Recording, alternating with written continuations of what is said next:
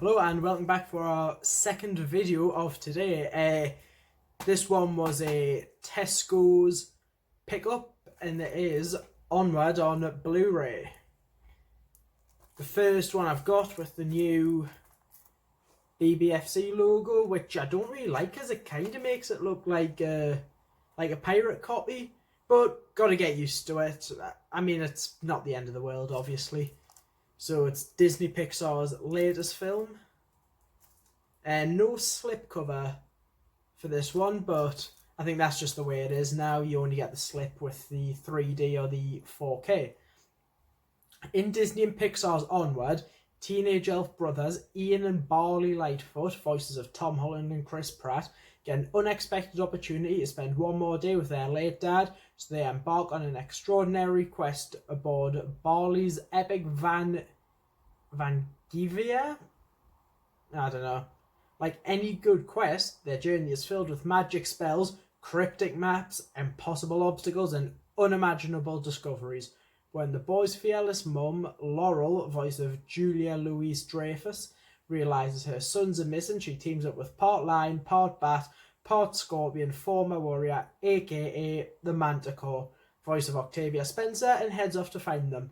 Perilous curses aside, this one magical day could mean more than any of them ever dreamed. It's pure, perfect Pixar from Ben Travers' Empire.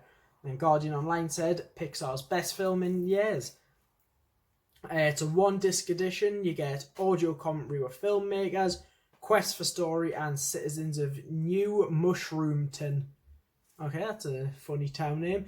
102 minutes, and rated U for mild fantasy threat, very mild bad language. There seems to be a bit of a lack of extras on it. It looks like it's only commentary and a couple of featurettes, so I hope it's not going to be like a thing where you've got to buy a 3D or a 4K for a bonus disc now to actually get extras, because I mean, I don't have a 3D TV anymore and I don't really want to pay 25 quid for it, because I bought Toy Story 4 in 4K, which had the bonus disc, but I don't know if the regular Blu-ray did for that one. That's quite cheap of Disney to do that, but then again, it's Disney. So let's have one more quick look there, and we'll have a look inside at the guarantee of a blank Blu-ray disc with the title engraved into it. Ooh, now was I right, or was I right? Yeah, I'm not really a fan of Disney's unbelievably cheap releases. Like, come on, they make the biggest blockbusters of the year. I'm sure they can afford a little bit of nice artwork on the discs. So let's have a watch of Onward. We'll do a review of the film, and we'll have a look at the bonus features, which doesn't even look like much. So I'll see you in an hour and 40 minutes plus. So that's us done with Onward now. Something else I noticed though about the cover is how like cheap the paper feels compared to like, well, any other Blu-ray I own. So all I can say here is pull your finger out, Disney. You aren't that strapped for cash. Like, it just feels like such a budget release. You know, like something of like a public domain film where they would get unbelievably budgeted releases, and for something like a Pixar film, I mean, come on, even in Tesco's, Cats had a slipcover. What does that tell you? So anyway, let's get into the film. So Onward, it's not quite Pixar's best, but certainly not the worst, because that spot's always going to be held by Cars 2. That's probably never going to change. But after last year's Toy Story 4 like really blew us away, I've really eagerly been waiting for the next Pixar film. As much as I did enjoy this, it did suffer in a few places. So the film kind of follows a world which was once ruled by magic, but these kind of changing technologies have dismissed it over time. So you've got Ian, who's played by Tom Holland, and he learns on his 16th birthday that his late father was in fact a wizard, and he turns out to be a wizard as well. Shock. After discovering a spell which could bring his father back for just one day, he requires like this special jewel to do so after only his dad's bottom half returns, so like up to his waist from his feet, and thus embarks on an adventure with his nerdy brother Barley, who's played by Chris Pratt. So he's kind of into like Dungeons and Dragons and wearing Viking hats and such. But it's a funny, heartwarming tale of two brothers going on an adventure. And despite being together their whole lives, they managed to learn more about each other, which is quite sweet. I did laugh a lot throughout the film, but the story was rather basic and, in a way, like, not so negative, but it just felt a little bit unimaginative for Pixar, but it still had a lot of imagination behind it. And yeah, it just felt a little bit generic at times. However, the amount of imagination that went into creating and developing the characters and worlds was much better, and that kind of makes up for some of the plot issues in a way. But the pacing certainly wasn't an issue. Each scene brought something new for the characters, who were even more believable because, you know, Pixar rule the CGI world. Like, they're the only studio where I'll just go and watch their films because it's Pixar. You always know that the talent behind it is the best computer animation has to offer.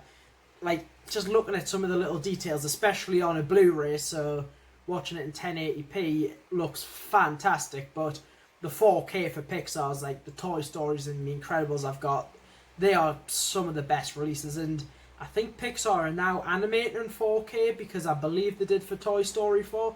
Anyway, all in all, Onward's a good, fun family film, but it'll never be as highly regarded as the likes of Toy Story and Up, which are like real classic films. But as I say, I had a laugh and I enjoyed the 102 minutes.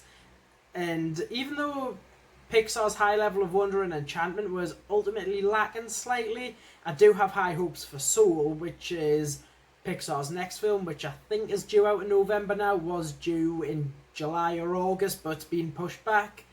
But that one's from Pixar veteran Pete Docter and his wild imagination, and he's my favourite Pixar director, so got that to look forward to. And the special features on this release, Quest for Story was a 10-minute featurette about how they kind of developed the story and how personal it was to director Dan Scanlon. And it was a fun little watch. And Citizens of New Mushroomton, I'm never going to be able to say that properly. That was just kind of another 10-minute featurette looking at how they developed the characters and how they pick the voice actors for the characters. And in all honesty, I'm very disappointed with just 2 10-minute featurettes as special features. Nothing like this, which I also got today. But yeah, I mean, if Disney and Pixar do keep budgeting the releases like this, I'll just wait until they drop down to 6-7 quid. I wouldn't pay 15 quid because special features are a big part for me because I love watching them all. That's why I get like the premium labels like Arrow Blu-rays. So yeah, all in all, I'd probably give this release a 3 out of 5, 3.5 for the film, and probably just a 1 star for the release in general. Generic featurettes and a cheap looking Blu-ray. So yeah, thank you for watching this one. The next one I know for a fact is going to be a lot better, as it's going to be the Parasite Steelbook, which was due today in the post, but obviously with everything it might be held back a few days, so I'm hoping it comes tomorrow, so we might get a review of Parasite then, which very, very excited for. Love the film, best of the year so far, so I will see you then.